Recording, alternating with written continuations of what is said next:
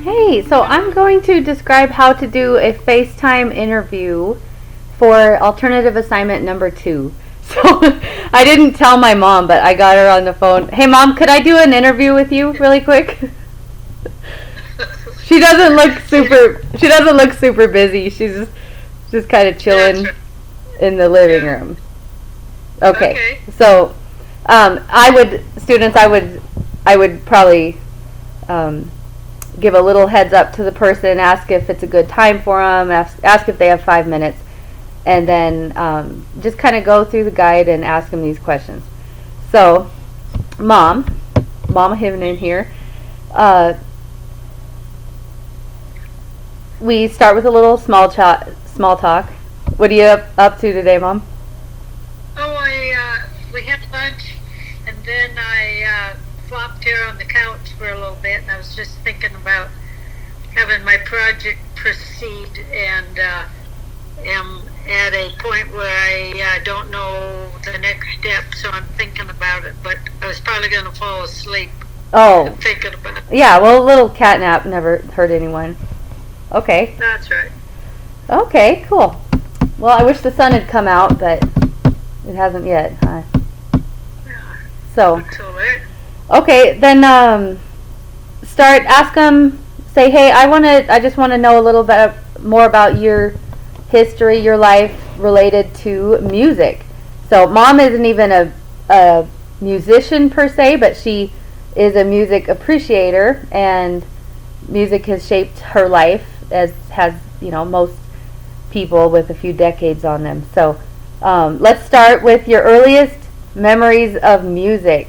Did your parents sing to you when you were young?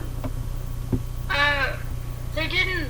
I don't remember any incident of them singing to me, but I do remember during like school age, like when I was in grade school, I helped my dad in the barn, dairy barn, and he sang while he worked a lot, and he sang old country songs, I guess you'd call them, Hank Williams and Tex Ritter, and anyway, really, really great old songs, and there are songs that I still hear from time to time now, and of course it makes me think of him. Mm-hmm. Yep. Oh. Did you have a special, like, bedtime lullaby or wake-up song? Oh, uh, you would be surprised to to know how little exposure we had to a variety of music. Kids would always hear just what their parents played on, for instance, on a radio. Mm-hmm. And we had a radio that was did not have good reception, and I think that was not that unusual. Radios weren't. We didn't have the clarity of you know good sound like we do now, and Mm-hmm. and so we listened to, as a teenager, we listened to whatever the popular music was at the time, but a lot of times you couldn't really know what the words all actually were, because it was kind of staticky. Yeah. Uh, Yep. anyway, yeah, yeah, I've always really enjoyed music, though, despite that. Mm-hmm. Great. And then, so students, I'm going to skip quite a few of these questions, and you can skip some of them too. But for the purpose of not making this super long, I'm just going to Yeah. ask a couple others. Um, so, what about because you were in the Catholic school in Mission? What kind of music do you remember, like at church or at school? Yeah, I always enjoyed music class, and it seemed like both at the Ursuline Academy and at the public school at Mission. Music was always, a lot of times was once a day, just for a short while. In grade school, it was always the classroom teacher who was your music teacher, and sometimes that teacher would know a little bit of piano, and anyway, it was always a nice break from whatever other classroom work was going on to have a little music involved. Mhm. Do you remember any of the songs? Yeah, my husband Rod still plays a lot of the songs that we grew up with. Some of them kind of patriotic songs, and Froggy went a courting, and yeah, I think you know all the old songs too, Brenna. But yeah, and then I did join chorus in high school, and I was amazed how little I knew of the material that we had in chorus, and I was surprised that some kids had background or had some choral experience from either at home or at their church. Some kids really seem to jump right in, and I was impressed with that, and enjoyed being part of it. Mhm. Do you remember your first concert?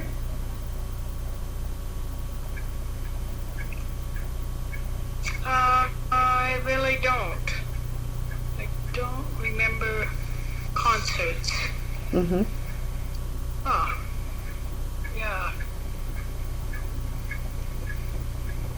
Boy, that's a good one. I'll have to think on that. Do you have a song that maybe a wedding song for you and Dad, or a song that you guys like, that when you think about when you had first met, fallen in love, one that reminds you of those days? Yeah. There's a Loggins and Messina song called Run River Run that really is special to me. It's a song that we would hear like in the early 70s, 1970s, and it always seems like it's kind of a special song of ours. Oh, I'll check that one out. Yeah. Okay. Okay. And then who would you if there was one song or one artist that you just really wanted me to be aware of, like that was important in your life, who would that be? Wow. Or one style, or you could name a few, something that really shaped you.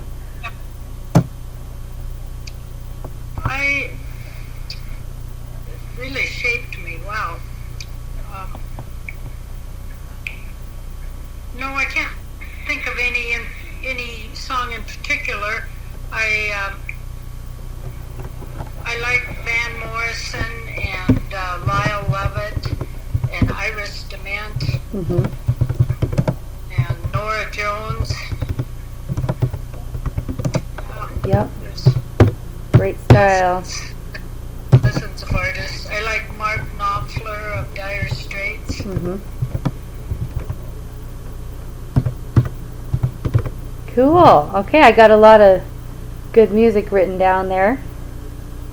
Starting with Grandpa Alvin out in the barn Yeah. with the Tex Ritter. Okay, well thanks, Mom. Thank you so much for sharing these memories. Anything else that you would add about music in your life? Yeah, that I am so happy and appreciative that you help us enjoy life through music, and like the fact that you create, that you help bring about joy to people's lives through music. Oh, thank you. It's a win-win. Yeah, I agree. Yeah. Okay, well, that's all for now. Signing off. Talk to you later on. All right. Okay, bye. All right. Bye. Okay, so that could go on longer, but I kind of wanted to fast forward, or maybe that this many questions would be too many. So just depending on the person you're interviewing, you could select the ones that are most pertinent for that person. And so now it's time for part 2. This whole time I've been talking to my mom, I've been writing the notes to myself and writing notes of artists that she said and memories. So now for the listen and reflect, I can kind of go over what I wrote and in the Google Doc, and just kind of think about what my mom said, what was going on in the world when she was a youth or a teenager. It's crazy to me thinking about she didn't really have music around it at a very young age because there wasn't any, and she had her dad to sing, my grandpa. He kind of sang some old songs. She didn't have the mom to sing, and the radio hardly worked. So now I'm thinking about how that, shaped my mom. And so she's a music appreciator, but she never really played, and maybe that tied into that.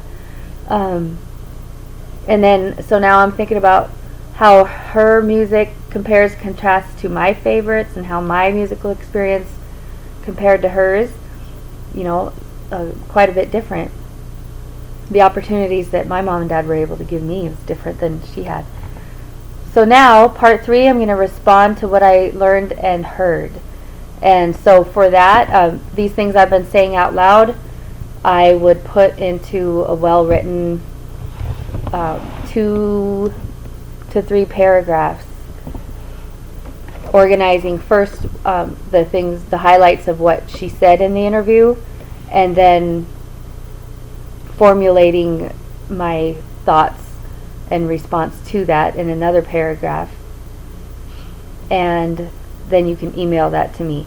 If you're like, no, it'd be easier to just film my response and send that to Hivanen, then do that. It is your choice whether you video me a response or write it. Okay?